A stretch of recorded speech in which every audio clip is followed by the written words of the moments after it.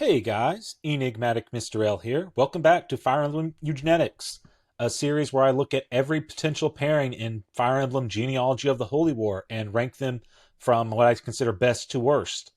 So today we're looking at Latchis' kids, Nanna and Diarmuid, who I definitely am intentionally butchering his name to intentionally get engagement by comments. That's it for sure. It's not that I don't know how to pronounce it. So these two kids, just like with Ira's children, sword inheritance for the son here. I mean, it's nice to have. It's beneficial, but it's not really that needed. Um, because Seliph and Larse can inherit A-rank swords, both of them. You can just have them inherit one or two extras, then sell it off to Diarmuid at the first available opportunity. Beyond that, both of these kids really want pursuit in order to function. That's the biggest thing they need. The skill growth from their mother is not very good. They could use some extra skill, but that's not that impactful.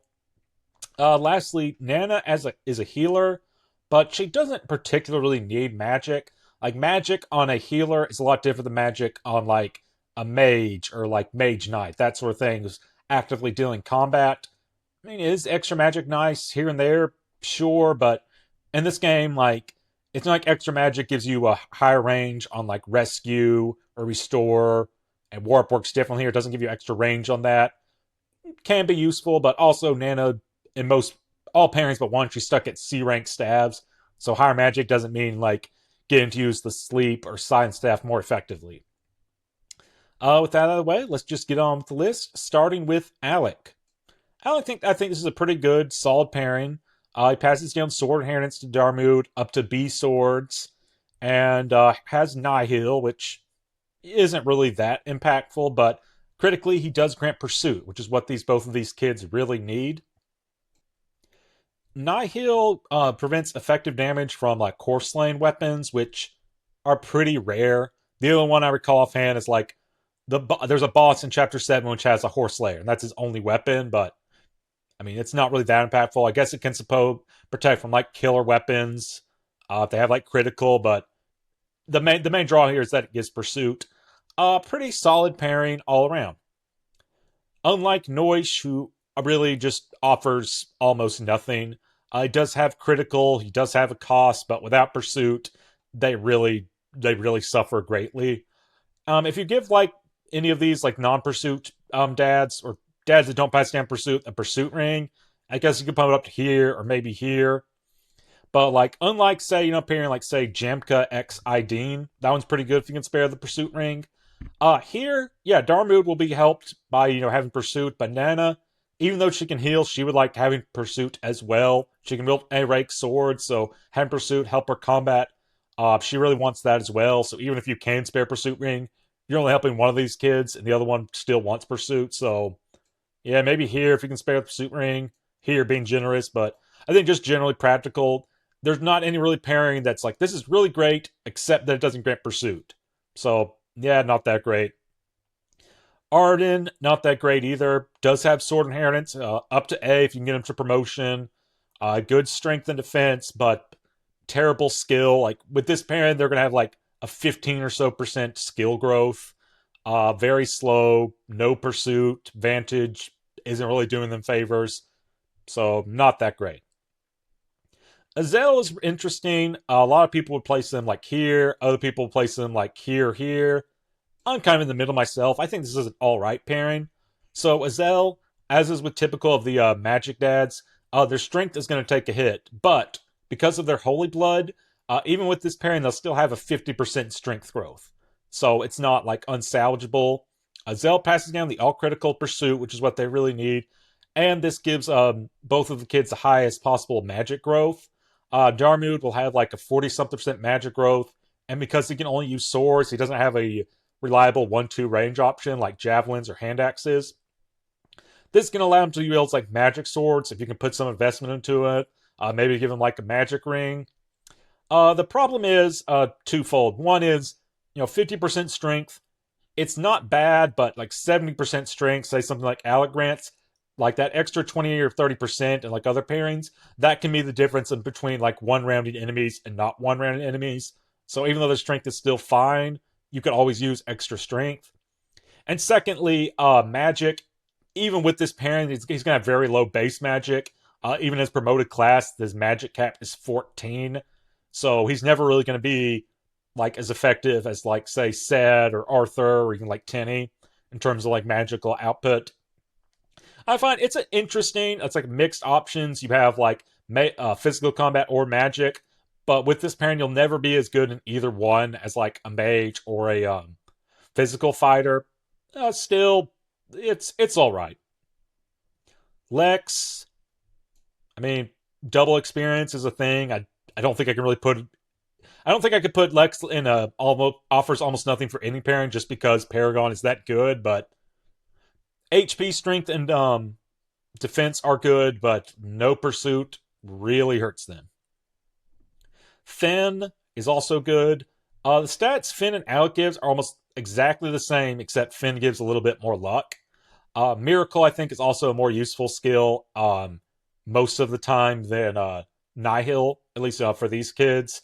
Can help with the arena, particularly to win fights they would otherwise have like a very difficult time winning. Can actually help in the field of combat as well if you get them low in HP that can survive an enemy phase. But Alec passes down B rank swords, and this is an easier pairing to get. Alec is compared to Finn because Finn leaves at the end of chapter 3, and he doesn't really have any sort of like talk conversation or event or higher love base total with Nanna, so Alec is just a strictly easier pairing to get than Finn, so I can see either way. Easier pairing to get, and B rank swords, but better skill than Nihil and a little bit more luck. Midir, kind of in the same boat, doesn't have sword inheritance, sacrifices a little bit of skill, HP, and luck to give a little bit more speed. Cost is probably more useful than Nihil, but slightly more stats, sword inheritance. Yeah, all these they're good, they're fine. Do, kind of similar to Lex, like Bargain, it's not as good in most situations as compared to Paragon, but it is something. Nanna will be stuck at C rank stabs, so it's not like you can use this to, use more expensive stabs like, sleep and silence more freely, but that is something. They can take advantage of Dew's bargain to get the Paragon ring to get through the arena, but without pursuit, that's going to be difficult. I guess balanced stats is something, but still not that great. Jamka passes down a cost and adept, but no pursuit as it's a class skill on him. You can kind of go gambling to go attack again with adept and a cost, but also Jamka has really poor skill growth, so even then it's like it's not that great. Holland grants really good skill growth. That is at least something thanks to his Holy Blood. With this one, they'll have something like a 60-65% skill growth, as opposed to many other pairings that are like 15 to like 30-ish. That is at least something. Again, Pursuit is a class skill in Holland, so he doesn't pass that down. Normally, Holland raised the sword rank by 1, but they already have A rank sword, so he doesn't do that. But a skill growth, that is at least enough to put him in a niche. Lewin.